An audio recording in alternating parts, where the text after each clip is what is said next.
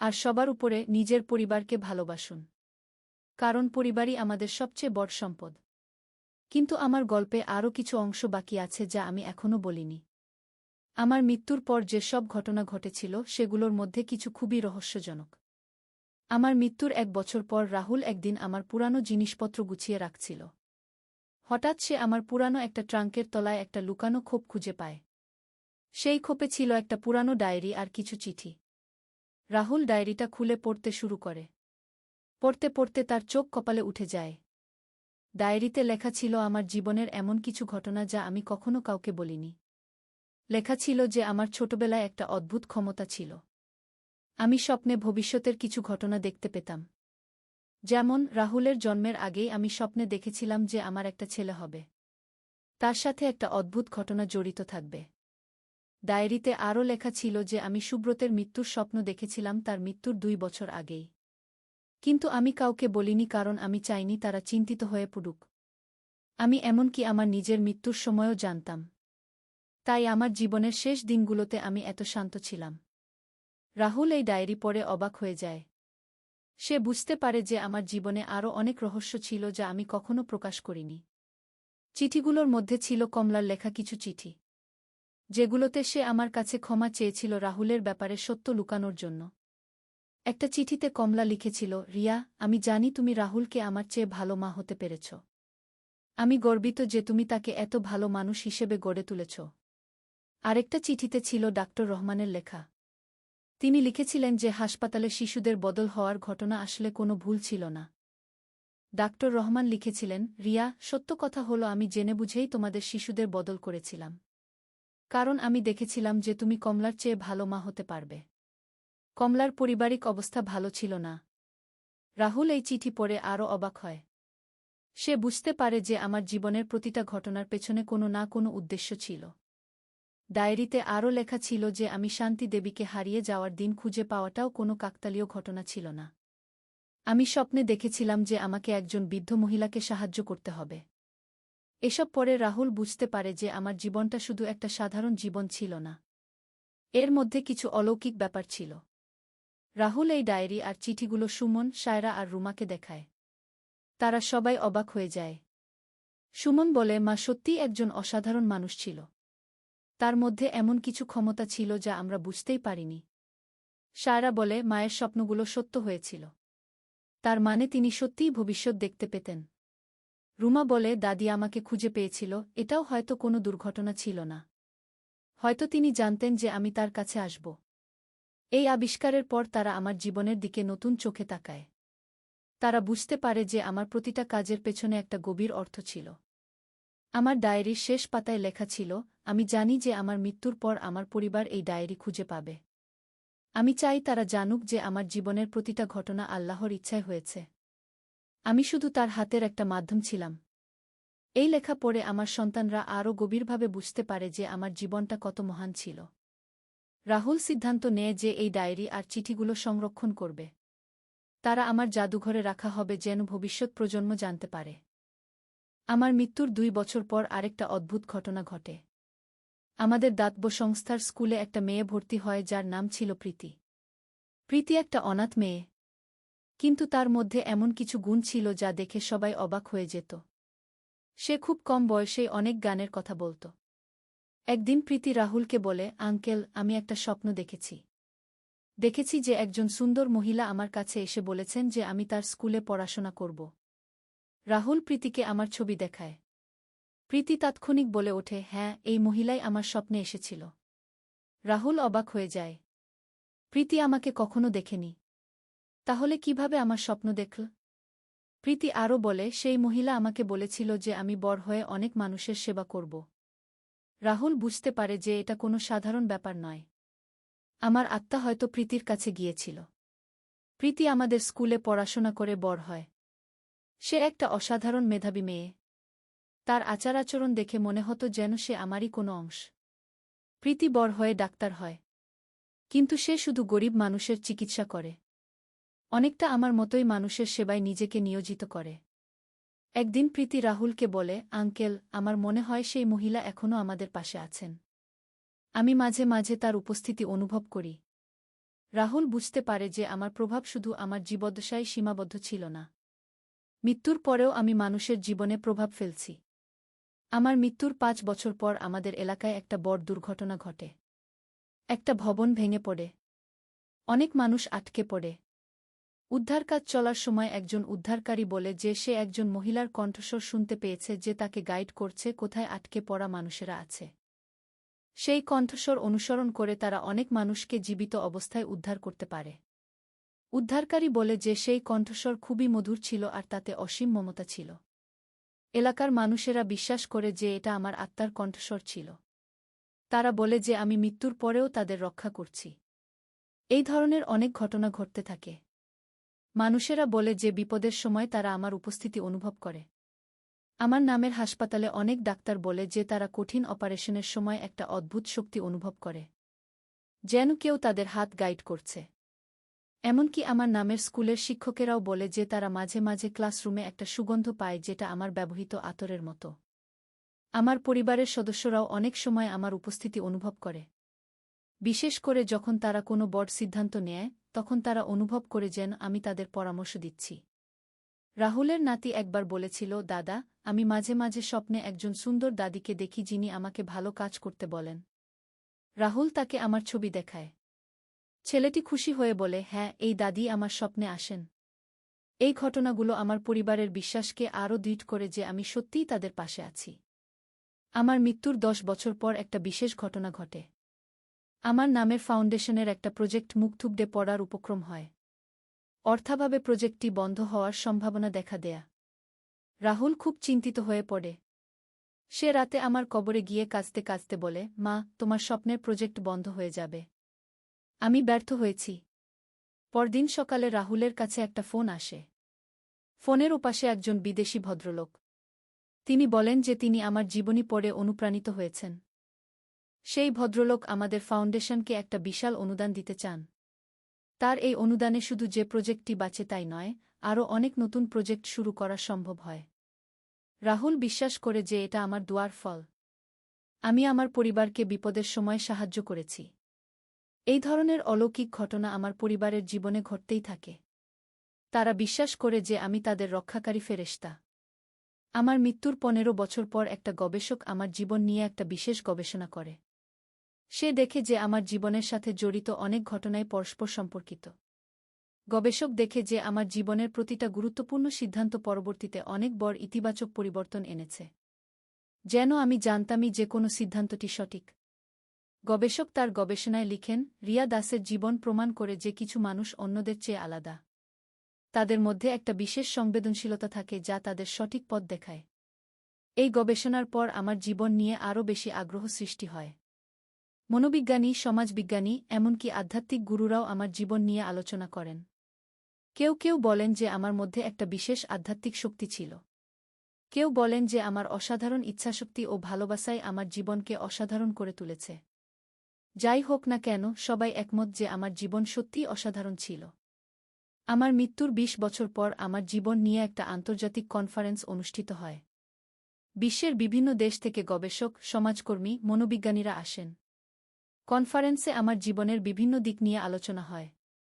কিভাবে একজন সাধারণ গৃহিণী এত বড় প্রভাব ফেলতে পারে, সেটা নিয়ে গবেষণা উপস্থাপন করা হয়। কনফারেন্সে রাহুল একটা বক্তৃতা দেয়া। সে বলে, আমার মা কোনো অলৌকিক শক্তির অধিকারী ছিল কি না সেটা আমি জানি না। কিন্তু আমি জানি যে তার মধ্যে অসীম ভালোবাসা ছিল। আর সেই ভালোবাসাই তার সবচেয়ে বড় শক্তি ছিল। কনফারেন্সের শেষে সবাই একমত হয় যে আমার জীবন মানবিকতার একটা উজ্জ্বল দৃষ্টান্ত। আমার জীবনী সব ভাষায় অনুবাদ করে বিশ্বব্যাপী ছড়িয়ে দেওয়ার সিদ্ধান্ত নেওয়া হয়। আমার মৃত্যুর ২৫ বছর পর জাতিসংঘ আমার জন্মদিনকে বিশ্ব মানবিকতা দিবস হিসেবে পালনের ঘোষণা দেয়া। সেই দিন থেকে প্রতি বছর আমার জন্মদিনে বিশ্বের বিভিন্ন দেশে মানবিকতার কাজের জন্য পুরস্কার দেওয়া হয়। আমার নামে একটা আন্তর্জাতিক পুরস্কার চালু হয়। আমার পরিবার এই সম্মান পেয়ে গর্বিত হয়। কিন্তু তাদের সবচেয়ে বড় গর্ব হল যে আমার আদর্শ এখনও মানুষের হৃদয়ে জীবিত। আমার মৃত্যুর ৩০ বছর পর আমার জীবনের উপর একটা মিউজিক্যাল তৈরি হয়। সেই মিউজিক্যাল বিশ্বের বিভিন্ন দেশে মঞ্চস্থ হয়। মিউজিক্যালে আমার জীবনের বিভিন্ন পর্যায়ে গান আর নাচের মাধ্যমে ফুটিয়ে তোলা হয়। দর্শকরা আমার জীবনের গল্প দেখে কাঁদে আর হাসে। মিউজিক্যালের একটা বিশেষ দৃশ্য হল যেখানে আমার আত্মা মঞ্চে হাজির হয়। সেই দৃশ্যে আমি আমার পরিবার আর সমাজের মানুষদের আশীর্বাদ করি। এই মিউজিক্যাল দেখে অনেক মানুষ অনুপ্রাণিত হয়। তারা তাদের জীবনে ইতিবাচক পরিবর্তন আনে। আমার মৃত্যুর ৩৫ বছর পর আমার জন্মস্থানে একটা বিশাল স্মৃতিসৌধ তৈরি করা হয়। সেই স্মৃতিসৌধ আমার জীবনের বিভিন্ন অধ্যায়ের ভাস্কর্য দিয়ে সাজানো। স্মৃতিসৌধের সবচেয়ে উঁচু জায়গায় আমার একটা মূর্তি রাখা হয়। মূর্তিতে আমাকে দেখানো হয়েছে একটা শিশুকে কোলে নিয়ে হাসিমুখে দাঁড়িয়ে আছি। স্মৃতিসৌধের নিচে লেখা আছে রিয়া দাস, একজন মা, একজন সেবিকা, একজন অনুপ্রেরণা। প্রতিদিন হাজারো মানুষ এই স্মৃতিসৌধ দেখতে আসে। তারা আমার জীবনের গল্প শুনে অনুপ্রাণিত হয়। আমার মৃত্যুর ৪০ বছর পর আমার জীবনের উপর একটা ভার্চুয়াল রিয়েলিটি অভিজ্ঞতা তৈরি করা হয়। মানুষ ভার্চুয়াল রিয়েলিটির মাধ্যমে আমার জীবনের বিভিন্ন মুহূর্ত অনুভব করতে পারে। তারা আমার চোখ দিয়ে দেখতে পারে কিভাবে আমি আমার সন্তানদের লালনপালন করেছি, কিভাবে আমি মানুষের সেবা করেছি, কিভাবে আমি জীবনের চ্যালেঞ্জগুলো মোকাবেলা করেছি। এই ভার্চুয়াল অভিজ্ঞতা মানুষকে আমার কাছাকাছি আনে। তারা অনুভব করে যেন তারা সত্যিই আমার সাথে আছে। আমার মৃত্যুর ৫০ বছর পর আমার জীবন নিয়ে একটা এআই চ্যাটবট তৈরি করা হয়। মানুষ এই চ্যাটবটের সাথে কথা বলে আমার কাছ থেকে জীবনের পরামর্শ নিতে পারে। চ্যাটবটটি আমার জীবনের অভিজ্ঞতা আর মূল্যবোধের ভিত্তিতে মানুষকে পরামর্শ দেয়া। হাজারো মানুষ এই চ্যাটবটের সাহায্য নিয়ে তাদের জীবনের সমস্যার সমাধান খুঁজে পায়। এভাবে আমার জীবনের প্রভাব প্রজন্ম থেকে প্রজন্মে চলতে থাকে। আর এইভাবেই শেষ হয় আমার জীবনের এই রহস্যময় আর রোমাঞ্চকর গল্প। একটা গল্প যেখানে ছিল অনেক মোড়, অনেক চমক, অনেক ভালোবাসা। নদীর ধারে সেই গা। প্রথম অধ্যায়, শুরুজাত। পদ্মা নদীর ধারে একটা ছোট্ট গ্রাম ছিল, নাম তার রূপসী গ্রাম। গ্রামের নাম শুনলেই মনে হতো কত সুন্দর হবে। আর সত্যিই গ্রামটা ছিল অপূর্ব সুন্দর। সবুজ ধানক্ষেত, নারিকেল আর সুপারি গাছের সারি, আর নদীর শীতল হাওয়া, সব মিলিয়ে এক স্বর্গের মতো জায়গা। এই গ্রামেই থাকত একটা ছেলে, নাম তার আলম। বয়স তখন ১৭ কি ১৮ হবে। ফর্সা রং, লম্বা চুল, আর চোখে একটা স্বপ্ন, বড় হয়ে সে লেখক হবে। প্রতিদিন সন্ধ্যায় নদীর ধারে বসে সে লিখত তার ডায়েরিতে। কখনো কবিতা, কখনো গল্প, কখনো শুধু মনের কথা। আলমের বাবা মোক্তার সাহেব ছিলেন গ্রামের স্কুলের প্রধান শিক্ষক। মা রহিমা বেগম ছিলেন একজন নরম মনের মহিলা, যিনি সবসময় সবার জন্য রান্না করতেন। তাদের ছোট্ট টিনের চালের বাড়িটা ছিল গ্রামের মাঝখানে। আলমের একটা ছোট বোন ছিল, সামিয়া। বয়স তার ১০ বছর। চঞ্চল, দুষ্টু, কিন্তু খুব মিষ্টি। সে সবসময় ভাইয়ের পিছন পিছন ঘুরত। ভাইয়া, আমাকে নিয়ে চলো না। এই ছিল তার প্রিয় সংলাপ। দ্বিতীয় অধ্যায়, নতুন প্রতিবেশী। একদিন গ্রামে নতুন একটা পরিবার এলো। তারা ঢাকা থেকে এসেছিল। বাবা একজন সরকারি চাকরিজীবী, বদলি হয়ে এই উপজেলায় এসেছেন। তাদের সাথে ছিল একটা মেয়ে, নাম তার তানিয়া। তানিয়া ছিল আলমের সমবয়সী। লম্বা চুল, বড় বড় চোখ, আর মুখে সবসময় একটা হাসি। সে ছিল খুবই পড়ুয়া। বই পড়তে তার খুব ভালো লাগত। প্রথম দিন যখন সে গ্রামের স্কুলে ভর্তি হল, তখন সবাই অবাক হয়ে তাকে দেখছিল। শহুরে মেয়ে, কিন্তু কোনো অহংকার নেই। আলম আর তানিয়ার প্রথম দেখা হয়েছিল স্কুলের লাইব্রেরিতে। দুজনেই একই বই খুঁজছিল, রবীন্দ্রনাথের গোরা গু। তুমিও রবীন্দ্রনাথ পড়ো? আলম জিজ্ঞেস করেছিল। হ্যাঁ, আমার খুব প্রিয়। তুমি? তানিয়া হেসে জবাব দিয়েছিল। সেই থেকে তাদের বন্ধুত্ব শুরু। প্রতিদিন স্কুলে, লাইব্রেরিতে, আর কখনো কখনো নদীর ধারে বসে তারা গল্প করত। সাহিত্য নিয়ে, জীবন নিয়ে, স্বপ্ন নিয়ে। তৃতীয় অধ্যায়, স্বপ্নের কথা। একদিন সন্ধ্যায় নদীর ধারে বসে আলম তানিয়াকে বলল, জানো, আমি বড় হয়ে লেখক হতে চাই। এমন গল্প লিখব যেগুলো মানুষের মন ছুঁয়ে যাবে গু। তানিয়া মৃদু হেসে বলল, তুমি পারবে। তোমার লেখার হাত খুব ভালো। তুমি যা লিখো তাতে আন্তরিকতা আছে গি। তুমি কি হতে চাও? আলম জিজ্ঞেস করল। আমি শিক্ষিকা হতে চাই। গ্রামের মেয়েদের পড়াতে চাই। দেখো না, এখানে কত মেয়ে স্কুলেই যায় না। আমি চাই সবাই পড়াশোনা করুক। তানিয়ার কথা শুনে আলম অবাক হল। এতটা সরল, এতটা নিঃস্বার্থ স্বপ্ন। তুমি সত্যিই অসাধারণ, আলম বলল। তানিয়া লজ্জা পেয়ে বলল, আরে না, আমি সাধারণ। তবে হ্যাঁ, আমি মানুষের জন্য কিছু করতে চাই। সেদিন থেকে আলমের মনে তানিয়ার জন্য একটা বিশেষ জায়গা তৈরি হল। সে বুঝতে পারছিল না এটা কি অনুভূতি, কিন্তু তানিয়াকে না দেখলে তার দিন ভালো যেত না।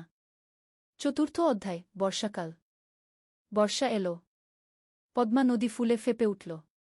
চারিদিকে পানি আর পানি। স্কুল বন্ধ হয়ে গেল। বৃষ্টি থামার নাম নেই। একদিন সন্ধ্যায় আলম দেখল তানিয়া তাদের বাড়ির সামনে দাঁড়িয়ে আছে, ভিজে একদম। কি হয়েছে? এভাবে বৃষ্টিতে ভিজে আসলে কেন? আলম চিন্তিত হয়ে জিজ্ঞেস করল। আমার বই। আমার প্রিয় বইটা। আমি নদীর ধারে রেখে এসেছিলাম। পানিতে ভেসে যাবে কি? তানিয়া কাঁদো কাঁদো স্বরে বলল। আলম কিছু না ভেবে ছাতা নিয়ে বেরিয়ে পড়ল। বৃষ্টি তখন মুষলধারে পড়ছে। সে নদীর ধারে গিয়ে দেখল তানিয়ার বইটা একটা পাথরের নিচে চাপা পড়ে আছে, কিন্তু পানি প্রায় সেখানে পৌঁছে গেছে। সে দ্রুত বইটা তুলে নিল। সৌভাগ্যবশত বইটা পুরোপুরি ভিজেনি। সে তার শার্টের ভিতরে বইটা লুকিয়ে বাড়ি ফিরল। তানিয়া যখন বইটা পেল, তার চোখে পানি এসে গেল। তুমি এতটা করলে আমার জন্য? তুমি আমার বন্ধু। বন্ধুর জন্য এটুকু তো করাই যায়। আলম হেসে বলল। সেদিন থেকে তানিয়াও বুঝতে পারল, আলম তার কাছে শুধু একজন বন্ধু নয়, আরও বেশি কিছু। পঞ্চম অধ্যায়, গ্রামের মেলা। শরৎকাল এলো। গ্রামে বড় মেলা বসল। নৌকা বাইচ, পুতুল নাচ, জারি গান, কত কিছু। সারা গ্রামে উৎসবের আমেজ। আলম আর তানিয়া একসাথে মেলা ঘুরছিল। স্বামীও ছিল তাদের সাথে। সে দুষ্টুমি করে বলল, ভাইজা, তানিয়া আপু তোমার বউ হবে? আলম আর তানিয়া দুজনেই লজ্জা পেয়ে গেল। আলম স্বামীয়াকে বকা দিল, কিন্তু মনে মনে সে ভাবছিল, সত্যিই তো, তানিয়াকে ছাড়া তার জীবন অসম্পূর্ণ মনে হয়। মেলায় একটা পুতুলের দোকানে তানিয়া একটা সুন্দর পুতুল দেখে মুগ্ধ হয়ে গেল। কিন্তু দাম শুনে হতাশ হল, 50 টাকা। তার কাছে এত টাকা ছিল না। আলম চুপি চুপি পুতুলটা কিনে নিল। মেলা শেষে যখন বাড়ি ফিরছিল, তখন সে তানিয়াকে পুতুলটা দিল। এটা তুমি আমার জন্য? তানিয়া অবাক হয়ে বলল। তুমি যেটা চেয়েছিলে সেটা তোমার হওয়া উচিত। আলম মৃদু হেসে বলল। তানিয়া পুতুলটা বুকে জড়িয়ে ধরল। ধন্যবাদ আলম, তুমি সত্যিই খুব ভালো। সেদিন রাতে আলম তার ডায়েরিতে লিখল, আজ আমি বুঝেছি ভালোবাসা কাকে বলে। যাকে দেখলে বুক ভরে যায়, যার জন্য নিজের সবকিছু দিয়ে দিতে ইচ্ছা করে, সেই তো ভালোবাসা। ষষ্ঠ অধ্যায়, সংকট। কিন্তু জীবন তো সবসময় সুখের থাকে না। একদিন আলমের বাবা হঠাৎ অসুস্থ হয়ে পড়লেন। ডাক্তার বলল তাকে ঢাকায় নিয়ে যেতে হবে ভালো চিকিৎসার জন্য। আলম দুশ্চিন্তায় পড়ে গেল। ঢাকায় যেতে হলে অনেক টাকা লাগবে। তাদের পরিবার তো সচ্ছল নয়। তানিয়া যখন এ খবর পেল, সে তার বাবাকে বলল। তানিয়ার বাবা একজন ভালো মানুষ ছিলেন। তিনি আলমের বাবার চিকিৎসার জন্য টাকা দিতে রাজি হলেন। না না, এভাবে আমরা নিতে পারব না, মোক্তার সাহেব বললেন। আপনি আমার মেয়ের শিক্ষকের বাবা। আমার দায়িত্ব আপনার সেবা করা, তানিয়ার বাবা বললেন। শেষ পর্যন্ত আলমের বাবাকে ঢাকায় নিয়ে যাওয়া হলো। আলম আর তার মা তার সাথে গেল। সামিয়া থেকে গেল গ্রামে তানিয়াদের বাড়িতে। ঢাকায় থাকতে হলো প্রায় 1 মাস। সেই 1 মাস আলম প্রতিদিন তানিয়াকে চিঠি লিখত। মোবাইল ফোন তো তখন সবার ছিল না। চিঠি ছিল যোগাযোগের মাধ্যম। তানিয়াও প্রতিদিন চিঠির অপেক্ষায় থাকত। আলমের চিঠি পড়ে সে বুঝতে পারত আলম কতটা কষ্টে আছে, কতটা দুশ্চিন্তায় আছে। সে নিজেও আলমের জন্য দোয়া করত। সপ্তম অধ্যায়, ফিরে আসা। অবশেষে মোক্তার সাহেব সুস্থ হয়ে উঠলেন। ডাক্তার বললেন এখন তিনি বাড়ি যেতে পারবেন, কিন্তু সতর্ক থাকতে হবে। যেদিন আলম গ্রামে ফিরল, সেদিন পুরো গ্রাম খুশিতে আত্মহারা। সবাই মোক্তার সাহেবকে দেখতে এলো। তানিয়াও এলো স্বামীয়াকে নিয়ে। আলম তানিয়াকে দেখে বলল, তোমার চিঠিগুলো আমাকে শক্তি দিয়েছে। ঢাকায় যখন খুব কষ্ট লাগতো, তখন তোমার চিঠি পড়ে আবার ভালো লাগতো। আমি জানতাম তুমি ফিরে আসবে। আমি বিশ্বাস রাখিনি, হারাইনি। তানিয়া মৃদু হেসে বলল। সেদিন বিকেলে নদীর ধারে বসে আলম তানিয়াকে বলল, তানিয়া, আমি তোমাকে কিছু বলতে চাই। বলো, তানিয়া বলল। আমি আমি তোমাকে ভালোবাসি। ঢাকায় থাকার সময় প্রতিটা মুহূর্তে তোমার কথা মনে পড়েছে। তুমি ছাড়া আমার জীবন অর্থহীন। তানিয়া কিছুক্ষণ চুপ করে রইল।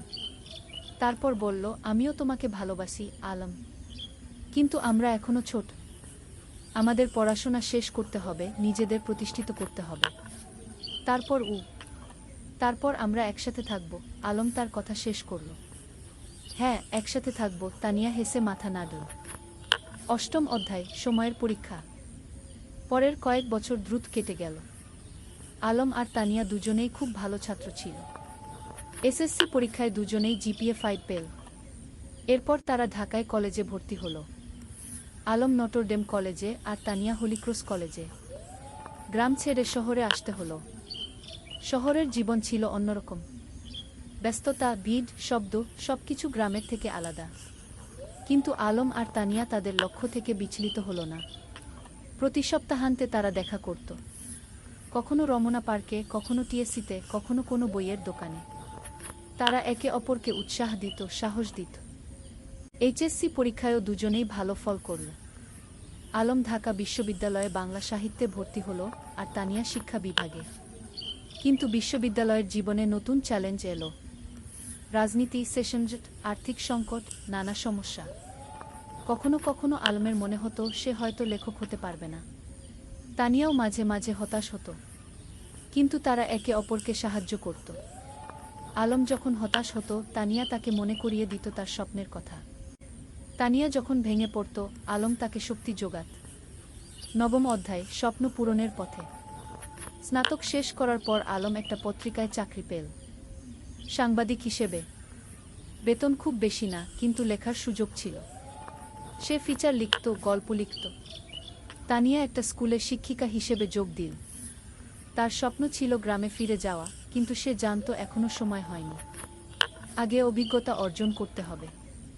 একদিন আলম একটা প্রকাশনা সংস্থায় তার লেখা গল্পের পাণ্ডুলিপি জমা দিল।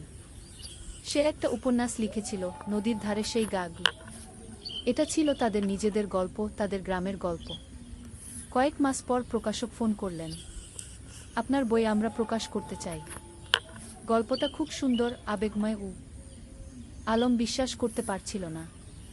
তার স্বপ্ন সত্যি হচ্ছে। সে প্রথমেই তানিয়াকে খবরটা দিল। আমি জানতাম তুমি পারবে। তুমি তো সত্যিই লেখক। তানিয়া খুশিতে আটখানা। বইটা প্রকাশিত হওয়ার পর বেশ সাড়া পড়ে গেল। পাঠকরা ভালো সাড়া দিল। সমালোচকরাও প্রশংসা করল। দশম অধ্যায়, ঘরে ফেরা। 5 বছর পর আলম আর তানিয়া সিদ্ধান্ত নিল তারা গ্রামে ফিরে যাবে। ঢাকায় তারা যা অর্জন করতে চেয়েছিল তা করেছে। এখন সময় এসেছে নিজেদের শেকডে ফিরে যাওয়ার। তারা বিয়ে করল। সাদামাটা অনুষ্ঠান, কিন্তু পূর্ণ আন্তরিকতায়। পুরো গ্রাম এসেছিল তাদের বিয়েতে। তোমরা আমাদের গর্ব, মুক্তার সাহেব আবেগে বললেন। বিয়ের পর তারা গ্রামেই থেকে গেল। আলম লেখালেখি চালিয়ে গেল। সে গ্রামের গল্প লিখত, সাধারণ মানুষের গল্প। তার বই পরপর সফল হতে লাগল। তানিয়া গ্রামে একটা স্কুল খুলল। বিনামূল্যে গরিব মেয়েদের পড়াতে লাগল। সে তার স্বপ্ন পূরণ করছিল। একাদশ অধ্যায়, নতুন প্রজন্ম। 3 বছর পর তাদের একটা মেয়ে হলো। নাম রাখো রূপা। ছোট্ট, ফুটফুটে, ঠিক যেন তানিয়ার মতো। রূপা বড় হতে লাগল গ্রামের মুক্ত পরিবেশে। নদীর ধারে খেলা, মাঠে দৌড়ানো, গাছে চড়া, সবকিছু। আলম তাকে গল্প শোনাত, তানিয়া তাকে পড়াত। একদিন রূপা জিজ্ঞেস করল, বাবা, তুমি আর মা কিভাবে পরিচিত হলে? আলম হেসে বলল, সেটা একটা লম্বা গল্প মা। একদিন তোমাকে পুরো গল্প শোনাব গু। এখন শোনাও না, রূপা জেদ করল। আলম তানিয়ার দিকে তাকাল। তানিয়া হেসে মাথা নাড়ল। ঠিক আছে, শোনো তাহলে। অনেক বছর আগে এই নদীর ধারে দুটো ছেলে মেয়ে পরিচিত হয়েছিল। দ্বাদশ অধ্যায়, পূর্ণতা। বছর কেটে গেল। আলমের বই এখন দেশ জুড়ে জনপ্রিয়। সে একজন প্রতিষ্ঠিত লেখক। কিন্তু খ্যাতি তাকে বদলায়নি। সে এখনও সেই সরল, বিনলি আলম। তানিয়ার স্কুল এখন বড় হয়েছে। শত শত মেয়ে সেখানে পড়ছে। অনেকে এখন কলেজে, বিশ্ববিদ্যালয়ে। তানিয়া তাদের সবার কাছে একজন আদর্শ। একদিন সন্ধ্যায় নদীর ধারে বসে আলম তানিয়াকে বলল, তুমি জানো, এই জায়গাটাই আমার সবচেয়ে প্রিয়। এখানেই আমরা প্রথম একসাথে বসেছিলাম, স্বপ্নের কথা বলেছিলাম গ। আর এখন সেই স্বপ্ন পূরণ হয়েছে, তানিয়া বলল। শুধু পূরণই না, আরও বেশি কিছু পেয়েছি। তোমাকে পেয়েছি, রূপাকে পেয়েছি, এই সুন্দর জীবনটা পেয়েছি গ। রূপা তখন দৌড়ে এসে তাদের কোলে বসল। বাবা, আমি বড় হয়ে তোমার মতো লেখক হব। আলম হেসে মেয়ের মাথায় হাত বুলিয়ে দিল। তুমি যা হতে চাও তাই হবে মা, আমরা তোমার পাশে আছি। সূর্য তখন অস্ত যাচ্ছে নদীর ওপারে। লাল কমলা আকাশ, নদীর শীতল বাতাস আর পরিবারের উষ্ণতা, এর চেয়ে সুন্দর আর কি হতে পারে? ত্রয়োদশ অধ্যায়, গ্রামের উন্নয়ন। আলম আর তানিয়া শুধু নিজেদের নিয়েই ব্যস্ত ছিল না, তারা পুরো গ্রামের উন্নয়ন নিয়ে ভাবত। আলম তার লেখালেখি থেকে যা আয় করত তার একটা অংশ গ্রামের উন্নয়নে ব্যয় করত। তারা গ্রামে একটা লাইব্রেরি খুলল, হাজার হাজার বই নিয়ে। গ্রামের যে কেউ এসে বই পড়তে পারত। ছোট ছেলেমেয়েরা বিকেলে এসে বই পড়ত, গল্প শুনত। জ্ঞানী শক্তি, আলম সবসময় বলতো, আমরা যদি আমাদের নতুন প্রজন্মকে শিক্ষিত করতে পারি তাহলে গ্রাম এমনিতেই উন্নত হবে। তানিয়া তার স্কুলে শুধু পড়াশোনাই শেখাতো না, জীবন দক্ষতাও শেখাতো। মেয়েদের শেখাতো কিভাবে আত্মবিশ্বাসী হতে হয়, কিভাবে নিজের মতামত প্রকাশ করতে হয়, কিভাবে স্বাবলম্বী হতে হয়। শিক্ষা মানে শুধু বই পড়া নয়, তানিয়া বলতো। শিক্ষা মানে জীবনকে বুঝতে শেখা, মানুষ হয়ে ওঠা। গ্রামের মানুষ তাদের এই প্রচেষ্টায় খুব খুশি ছিল। যারা আগে মেয়েদের স্কুলে পাঠাতে চাইত না, তারাও এখন পাঠাতে শুরু করেছে। একদিন গ্রামের প্রবীণ হাজী সাহেব আলমকে বললেন, বাবা, তোমরা আমাদের গ্রামের জন্য যা করছো সেটা আল্লাহ কবুল করুন। তোমরা না থাকলে আমাদের গ্রাম এখনো অন্ধকারেই থাকত। আলম বিনয়ের সাথে বলল, চাচা, আমরা তো এই গ্রামেরই সন্তান, আমাদের দায়িত্ব এই গ্রামের সেবা করা। চতুর্দশ অধ্যায়, বাধা আর সংগ্রাম। কিন্তু জীবন তো সবসময় মসৃণ পথে চলে না। একদিন গ্রামে একটা বড় সমস্যা দেখা দিল। পদ্মা নদীর ভাঙন শুরু হলো। প্রতিদিন নদী গ্রামের জমি গিলে খাচ্ছে। অনেক পরিবার তাদের বাড়িঘর হারাচ্ছে। ফসলের জমি নদীতে তলিয়ে যাচ্ছে। মানুষ আতঙ্কিত।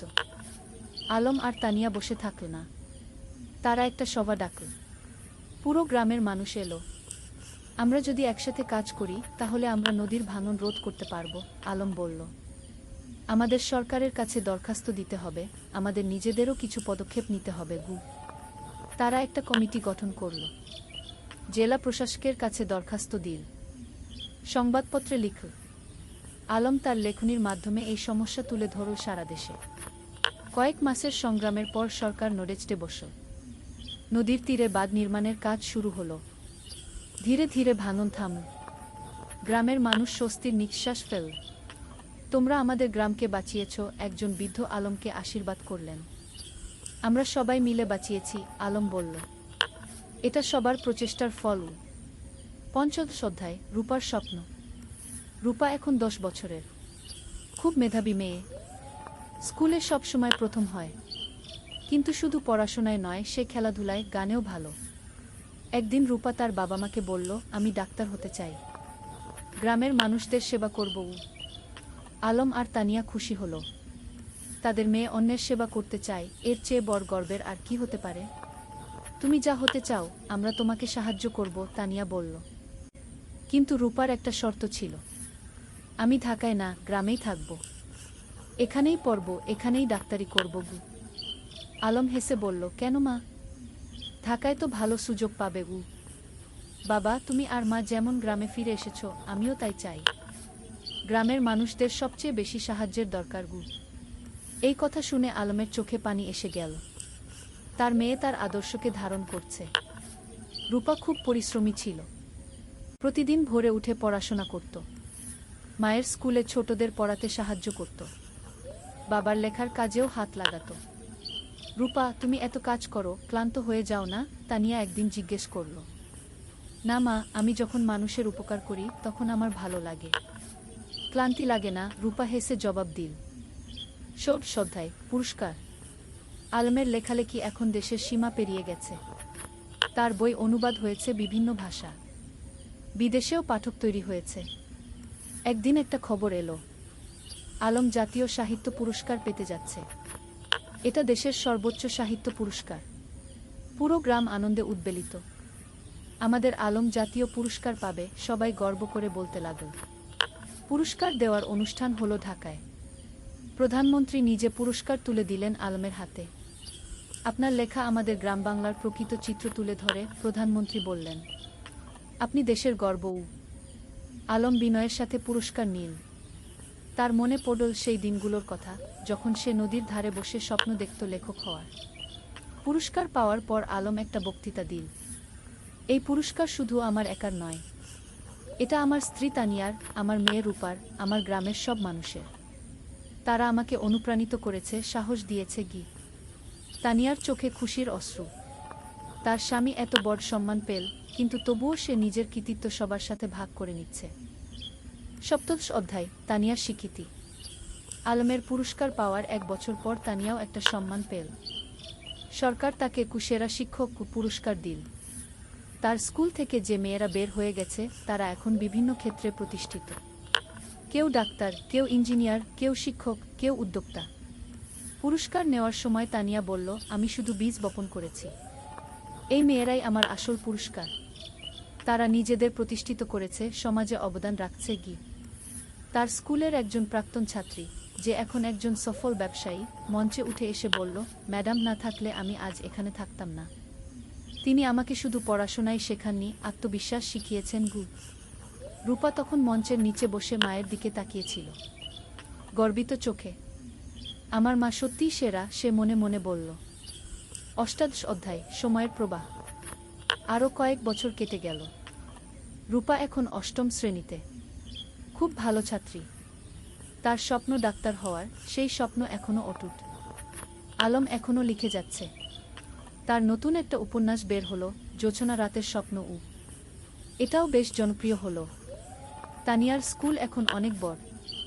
300 জন ছাত্রী, 10 জন শিক্ষক, একটা পূর্ণাঙ্গ শিক্ষা প্রতিষ্ঠান। গ্রামটাও অনেক বদলে গেছে। এখন পাকা রাস্তা, বিদ্যুৎ, স্বাস্থ্যকেন্দ্র, সবকিছু আছে। কিন্তু গ্রামের আত্মা, সেই সারল্য, সেই ভালোবাসা, সেটা আছে অক্ষুণ্ণ। একদিন সন্ধ্যায় পুরো পরিবার নদীর ধারে বসেছিল। আলম, তানিয়া, রূপা আর সামিয়া। সামিয়া এখন বিবাহিত, তার একটা ছেলে আছে। ভাইয়া, মনে আছে যখন আমি ছোট ছিলাম, তুমি আর ভাবি এখানে বসে গল্প করতে? সামিয়া হেসে বলল। মনে আছে, আলম হেসে বলল। সেই সময়গুলো কত সুন্দর ছিল। এখনকার সময়ও কম সুন্দর নয়, তানিয়া বলল।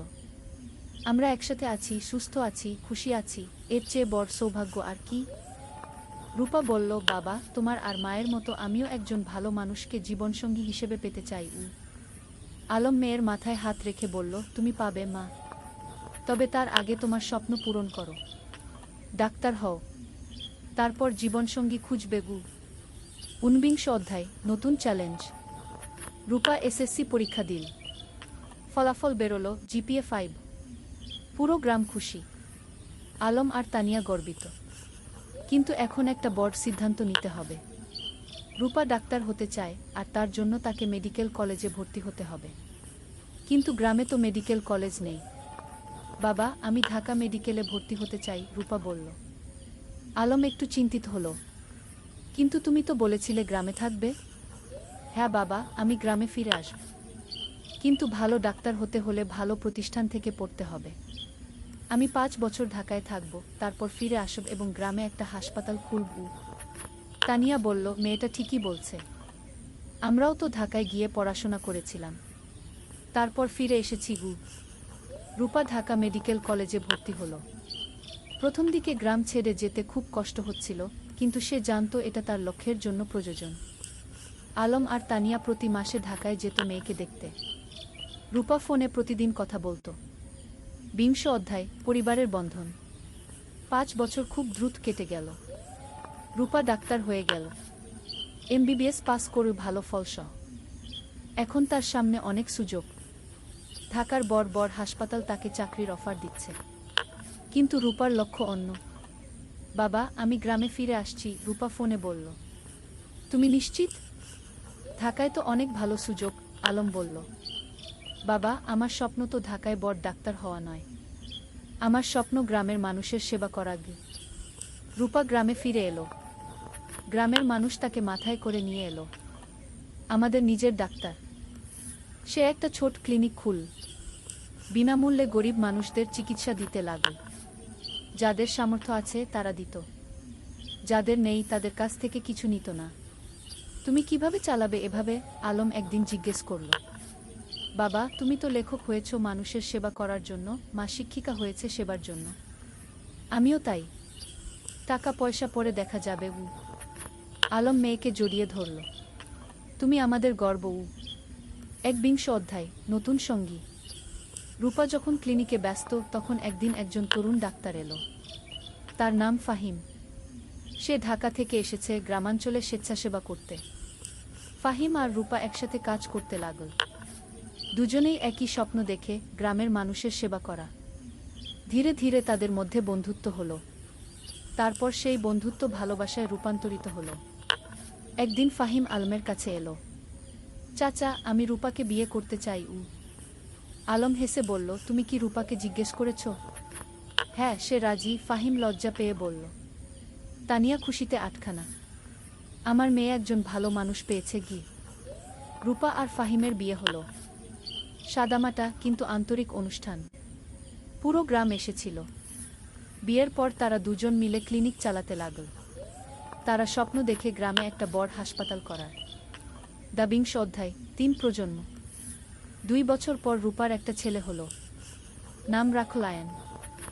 আলম আর তানিয়া দাদা দাদি হলো। দেখো আমাদের নাতি, আলম আবেগে বলল।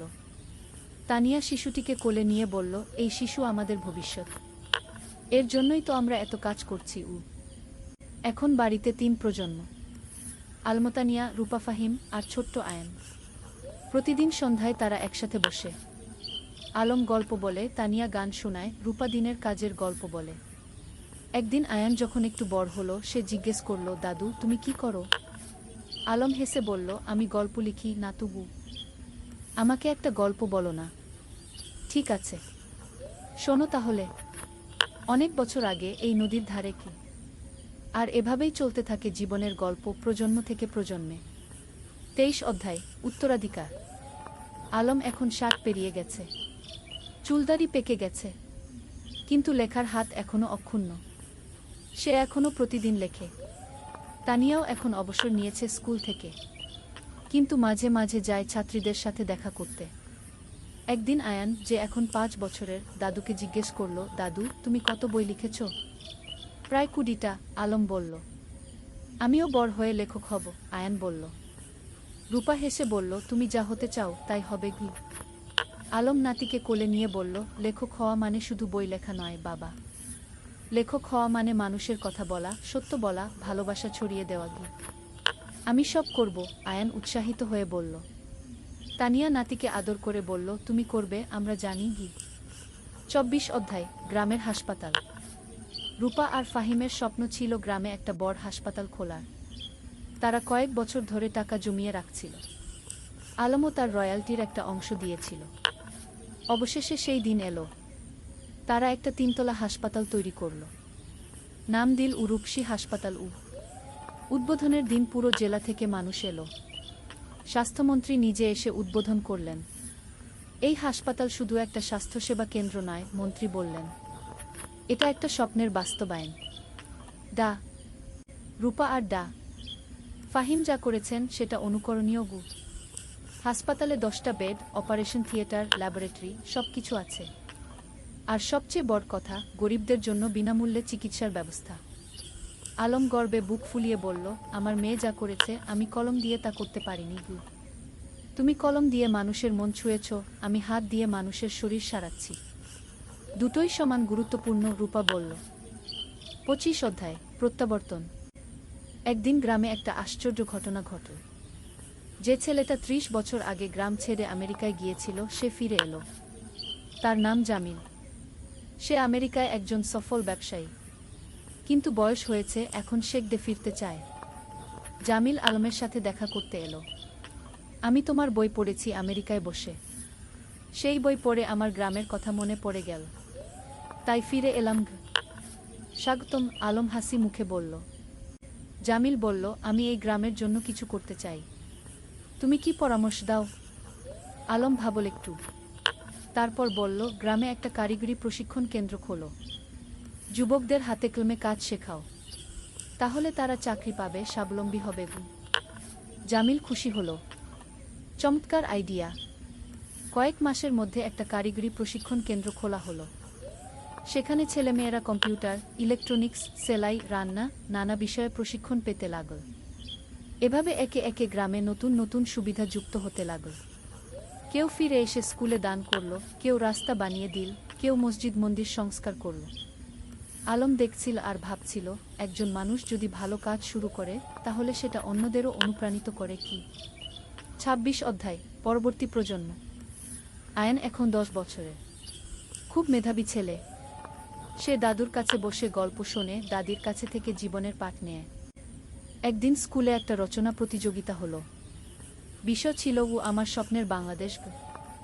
আয়ান লিখল, আমার স্বপ্নের বাংলাদেশে সবাই শিক্ষিত হবে, কেউ অসুস্থ হলে চিকিৎসা পাবে, কেউ গরিব থাকবে না, সবাই একসাথে মিলেমিশে থাকবে। আমার দাদু বলেন, স্বপ্ন দেখতে হয় বড়, তারপর সেই স্বপ্ন পূরণের জন্য কাজ করতে হয়। আয়ান প্রথম হলো, পুরস্কার পেল। আলম নাতির রচনা পড়ে চোখ ভিজিয়ে ফেল। আমাদের শিক্ষা বৃথা যায়নি, নতুন প্রজন্ম ঠিক পথে আছে। ২৭ অধ্যায়, জীবনের সন্ধ্যা। আলম এখন ৬৫ পেরিয়ে গেছে। শরীর একটু দুর্বল হয়ে এসেছে, কিন্তু মন এখনো তরুণ। একদিন ডাক্তার বলল তার হার্টে সমস্যা আছে, বিশ্রাম নিতে হবে। রূপা খুব চিন্তিত। বাবা, তুমি এখন আর এত কাজ করবে না, বিশ্রাম নাও। কিন্তু আলম কি থেমে থাকার মানুষ? সে এখনও লেখে, মানুষের সাথে দেখা করে, গ্রামের উন্নয়নের কাজে যুক্ত থাকে। তানিয়া বলল, তুমি একটু শান্ত হও। আমরা এত কাজ করেছি, এখন পরের প্রজন্মকে দায়িত্ব দাও। তুমি ঠিক বলছো, আলম মেনে নিল। কিন্তু আমার একটা শেষ ইচ্ছা আছে। কি? তানিয়া জিজ্ঞেস করল। আমি আমাদের জীবনের গল্পটা লিখতে চাই, একটা আত্মজীবনী, যাতে পরের প্রজন্ম জানতে পারে আমরা কিভাবে স্বপ্ন দেখেছিলাম, কিভাবে সেই স্বপ্ন পূরণ করেছিলাম। তুমি লেখো, তানিয়া হেসে বলল। আমি তোমাকে সাহায্য করব। ২৮ অধ্যায়, শেষ বই। পরের ৬ মাস আলম লিখল তার জীবনের গল্প। নদীর ধারে সেই গা, একটি জীবন কথা কি নাম দিল। বইটাই ছিল তাদের প্রথম দেখা, প্রথম প্রেম, সংগ্রাম, সফলতা, ব্যর্থতা, সবকিছু। বই প্রকাশিত হওয়ার পর দেশজুড়ে সাড়া পড়ে গেল। মানুষ পড়ল আর অনুপ্রাণিত হল। একজন পাঠক চিঠি লিখল, আপনার বই পড়ে আমি বুঝেছি স্বপ্ন দেখা আর তা পূরণ করা সম্ভব। আমিও এখন আমার গ্রামে ফিরে যাব, কিছু করব। আলম এই চিঠি পড়ে খুশি হল। দেখো তানিয়া, আমাদের জীবন বৃথা যায়নি, আমরা মানুষকে অনুপ্রাণিত করতে পেরেছি। ২৯ অধ্যায়, বিদায়। এক শীতের সকালে আলম ঘুম থেকে উঠল না। তার হার্ট অ্যাটাক হয়েছে। রূপা যতই চেষ্টা করল, কিছু করতে পারল না। আলম চলে গেল। পুরো গ্রাম শোকে মুহ্যমান। আমাদের আলম চলে গেল, সবাই কাঁদল। তানিয়া কান্নায় ভেঙে পড়ল। তুমি আমাকে একা ফেলে চলে গেলে। রূপা মাকে সান্ত্বনা দিল। মা, বাবা চলে যায়নি, তার লেখায় সে বেঁচে আছে, তার কাজে সে বেঁচে আছে, আমাদের মধ্যে সে বেঁচে আছে। আলমের জানাজায় হাজার হাজার মানুষ এলো। তাকে সমাহিত করা হলো গ্রামের কবরস্থানে, নদীর পাশে, যেখানে সে জীবনের অনেকটা সময় কাটিয়েছে। ৩০ অধ্যায়, উত্তরাধিকার, শেষ অধ্যায়। আলমের মৃত্যুর পর তানিয়া ভেঙে পড়েনি, সে আরও শক্ত হয়েছে। আলম চলে গেছে, কিন্তু তার স্বপ্ন চলে যায়নি। আমাকে সেই স্বপ্ন বাঁচিয়ে রাখতে হবে। সে গ্রামের লাইব্রেরিটাকে কি আলম স্মৃতি লাইব্রেরিকে নাম দিল। সেখানে আলমের সব বই রাখা হলো। রূপা হাসপাতালে আরও বেশি মনোযোগী হলো। বাবা চাইতেন আমি মানুষের সেবা করি, আমি তাই করব। ফাহিম তার পাশে থেকে সাহায্য করল। আয়ান, যে এখন ১৫ বছরের, দাদুর মতো লিখতে শুরু করল। সে গল্প লেখে, কবিতা লেখে। একদিন আয়ান তানিয়াকে তার লেখা একটা গল্প দেখাল। গল্পের নাম দাদুর স্বপ্ন। তানিয়া পড়ল, চোখে পানি এলো। তোমার দাদু বেঁচে আছে তোমার মধ্যে। বছরের পর বছর কেটে গেল। গ্রামটা আরও উন্নত হলো, কিন্তু আলমকে কেউ ভুলল না। প্রতি বছর তার জন্মদিনে গ্রামে একটা সাহিত্য উৎসব হয়। তরুণ লেখকরা আসে, তাদের লেখা পড়ে। তানিয়া এখন ৮০ পেরিয়ে গেছে, কিন্তু এখনও প্রতিদিন স্কুলে যায়, ছাত্রীদের দেখে আসে। একদিন এক তরুণী তানিয়াকে জিজ্ঞেস করল, ম্যাডাম, আপনার আর আলম স্যারের গল্পটা কি সত্যি? তানিয়া হেসে বলল, হ্যাঁ, প্রতিটা শব্দ সত্যি। আমরা স্বপ্ন দেখেছিলাম আর সেই স্বপ্ন পূরণ করেছিলাম। আমিও কি পারবো? তরুণী জিজ্ঞেস করল। অবশ্যই পারবে, তানিয়া দৃঢ়তার সাথে বলল। শুধু স্বপ্ন দেখো, তারপর সেই স্বপ্ন পূরণের জন্য কাজ করো। আর কখনো হাল ছেড়ো না। সেদিন সন্ধ্যায় নদীর ধারে বসে তানিয়া আকাশের দিকে তাকাল। আলম, তুমি কি দেখছ? আমরা যা শুরু করেছিলাম তা এখনো চলছে। তোমার স্বপ্ন বেঁচে আছে। নদীর জল কুলকুল করে বয়ে যাচ্ছে। বাতাসে যেন আলমের কণ্ঠস্বর ভেসে এলো, আমি জানতাম তুমি পারবে। আমরা একসাথে এই স্বপ্ন দেখেছিলাম, তুমি তা বাঁচিয়ে রেখেছ। ধন্যবাদ তানিয়া। তানিয়া হাসল, চোখে পানি কিন্তু মুখে হাসি। ধন্যবাদ তোমাকে আলম, তুমি আমার জীবনকে অর্থবহ করেছিলে। সমাপ্তি। এই ছিল আলম আর তানিয়ার গল্প। দুটো সাধারণ মানুষ যারা অসাধারণ স্বপ্ন দেখেছিল। আর সেই স্বপ্ন শুধু নিজেদের জন্যই ছিল না, ছিল সবার জন্য। আজও রূপসী গ্রামে যদি যাও, দেখবে আলম স্মৃতি লাইব্রেরি, তানিয়া বালিকা বিদ্যালয়, রূপসী হাসপাতাল, সবকিছু দাঁড়িয়ে আছে। এগুলো শুধু ভবন নয়, এগুলো স্বপ্নের বাস্তবায়ন। আর নদীর ধারে, যেখানে একদিন দুটো তরুণ তরুণী বসে স্বপ্ন দেখেছিল, সেখানে এখন একটা ফলক লাগানো আছে। তাতে লেখা, যেখানে স্বপ্ন শুরু হয়েছিল।